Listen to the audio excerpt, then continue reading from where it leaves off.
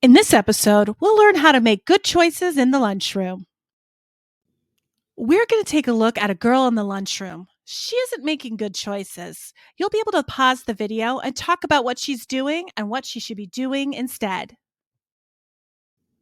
When the class got to the cafeteria, this girl started pushing other students to get to the front of the line. What should she have done instead? Once she got her food, she stood on the table. What should she have done instead? She finally sat in her seat, but wanted to save her seat for her friend, so she put her foot on the chair. What should she have done instead? She didn't want some food on her plate, so she threw it. And it landed on the other students. What should she have done instead?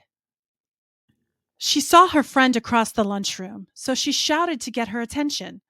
But what should she have done instead? Finally, she took her food and shoved it all in her mouth. What should she have done instead? You came up with a lot of great ideas. They were helpful, and now she's making good choices. I hope you like this lesson on lunch rules. Don't forget to check out my channel for more lessons. Don't forget to like and subscribe to learn more.